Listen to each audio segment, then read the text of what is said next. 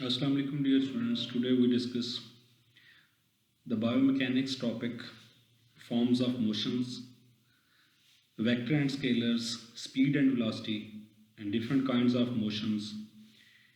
We'll discuss in detail in this lecture. I hope it will be helpful for you.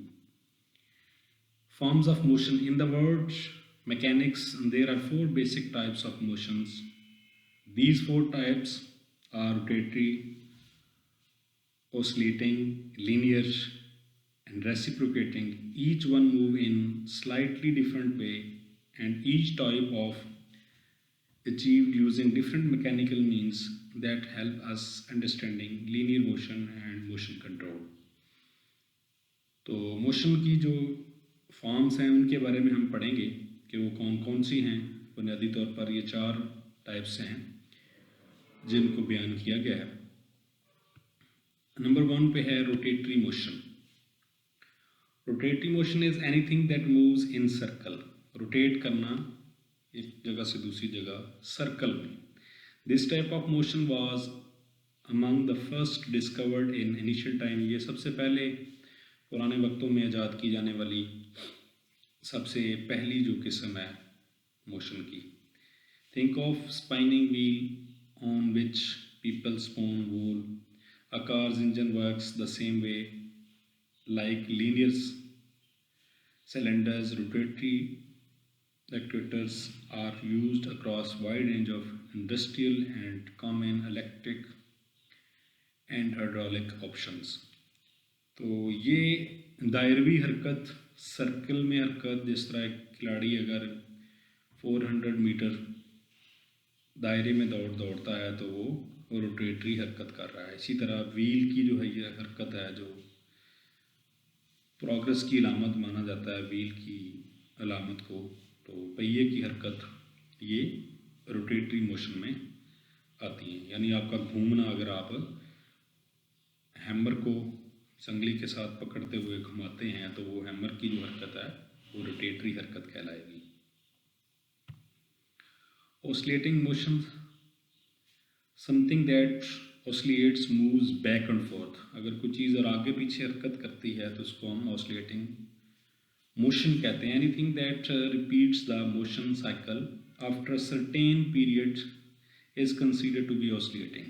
This type of motion found everywhere in our world, sprinkle system, the pendulum of clock, even sound waves. तो यानी जो एक ख़ास time period के बाद तक आगे पीछे हरकत है, जो पेंडुलम की हरकत है, जिस तरह ये झूला होता है, इसकी पीन की हरकत है, यहाँ तक कि वो कहते हैं कि साउंड वेव भी इसी तरह ही हरकत करती हैं। You may be thinking that rotatory actuator function as a oscillating device, and for the matter, so does linear one when it repeats a continuous movement. When it comes equator linear, rotatory can be viewed as oscillating. यानी linear में तो बिल्कुल सीधी हरकत होती है, यानी ये continuously आप चल रहे हैं, लेकिन इसमें आप कुछ डिस्टेंस तक चलते हैं और फिर वापस हो जाते हैं, फिर आगे चलते हैं, फिर पीछे चलते हैं। यानी जिस तरह का आप किसी रस्सी को किसी दरख्त के साथ बांध दें और थोड़ा सा उसके साथ कोई भी वेट बांध दें, तो जितना आप उसको पीछे लेकर जाएंगे उतना ही वो आगे जाएगी।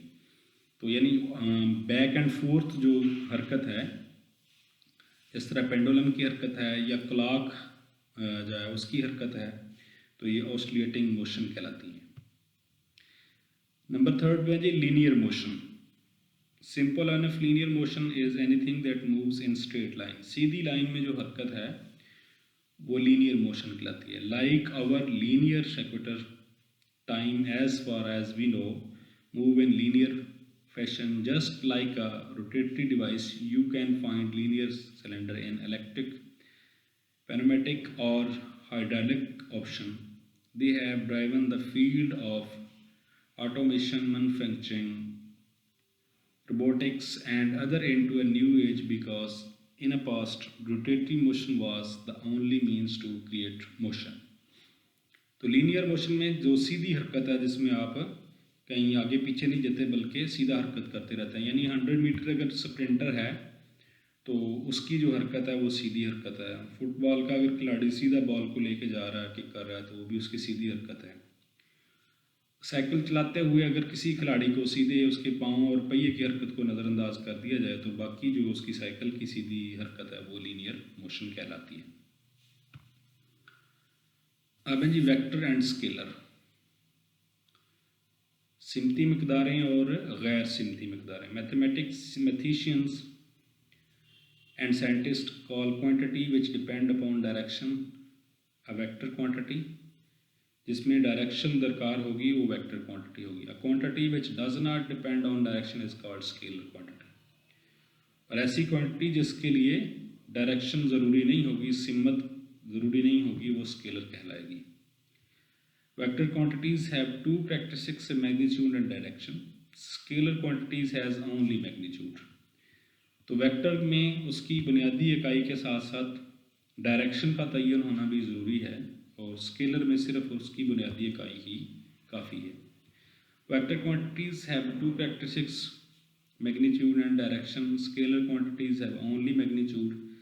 When comparing to vector quantities of the same type, you may compare both of the magnitude and direction. For you, only you compare the magnitude when doing any mathematical operation on a vector quantity like adding, subtracting, multiplying.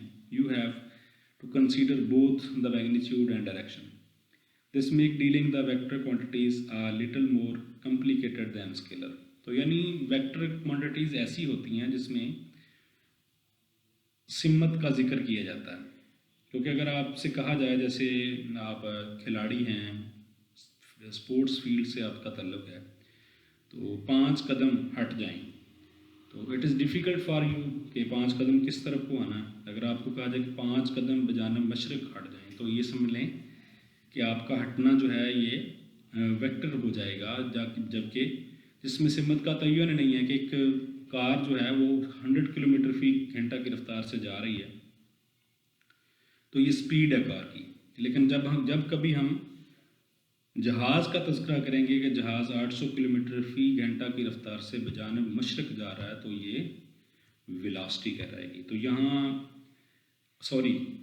यहाँ पे सिमत का तयन आ गया, वो speed velocity होगी, लेकिन सिमत के तयन से ये वेलोसिटी जो है ये वेक्टर क्वांटिटी है, और स्पीड जो है वो स्केलर क्वांटिटी है। Distance and displacement. Distance and displacement are quantities that seem to mean the same but distinctly different, with different meanings and different definitions. Distance is measure of how much ground an object has covered during its motion. Distance से मुराद ये है कि इसी ख़ास time के दरमियान या किसी ख़ास हरकत में कितना सफ़र जो है उसने किया, डिस्टेंस तय किया, ट्रैवल किया। While displacement refers to the measure how far out of place an object. तो डिस्प्लेसमेंट से मुराद ये है कि वो जहाँ से वो ऑब्जेक्ट चला था उससे मिनिमम कितने फासले पर अब मौजूद है। यानी एक अगर जिस्म सीधी लाइन में आप पॉइंट ए से पॉइंट बी तक 100 मीटर सफ़र तय करते हैं, तो आपका डिस्टेंस भी 100 मीटर है और डिस्प्लेसमेंट भी 100 मीटर है। लेकिन अगर आप एक पॉइंट से चलते हैं सीधा 100 मीटर फिर वापस आ जाते हैं उसी पॉइंट के ऊपर, तो आपका डिस्टेंस तो 200 मीटर हो गया, लेकिन आपका डिस्प्लेसमेंट 0 हो गया, क्योंकि आप जहाँ से शुरू हुए थे वहाँ आके पहुँच गए। तो ये आपका मिनिमम डिस्टेंस जो है वो जो डिस्प्लेसमेंट कहलाता है वो 0 है यहाँ पे। एंड पे है जी स्पीड एंड वेलोसिटी। ये थोड़ा सा हम डिस्कस कर भी चुके हैं पहले। Speed defined as the rate of change of position of an object in any direction. Speed is measured as the ratio of distance to the time in which distance was covered. Speed is a scalar quantity. It is only direction and no magnitude. Velocity is prime indicator of position as well as rapidity of the object. It can be defined as the distance covered by an object in unit time velocity can't be defined as a displacement of an object in unit time. तो velocity जो है वो किसी ख़ास सिमत में किसी जिस्म का इकाई वक्त में तय करदा फासला जो वेलोसिटी है, और जो किसी इकाई वक्त में किसी जिस्म का तय करदा जो फासला है वो स्पीड है। यानी यहाँ पे ये जानना ज़रूरी है कि वेलोसिटी में डायरेक्शन का होना ज़रूरी है, लेकिन स्पीड में डायरेक्शन का होना ज़रूरी नहीं है। अगर डायरेक्शन का जिक्र होगा स्पीड में तो वो स्पीड नहीं बल्कि वेलोसिटी कहलाएगी। तो ये था आज का हमारा टॉपिक। इंशाल्लाह नेक्स्ट इससे आगे जो इससे जुड़े हुए टॉपिक हैं, जिस तरह एक्सेलरेशन और average, uniform, acceleration, maximum, minimum, और ये सारी की सारी इसकी डिटेल है इंशाल्लाह नेक्स्ट वीडियो में आप तक पहुँचाऊँगा। तब तक के लिए अल्लाह हाफ़िज़। आपकी कोई भी क्यूरी हो तो आप कमेंट सेक्शन में वो बता सकते हैं, आप अपना क्वेश्चन कर सकते हैं।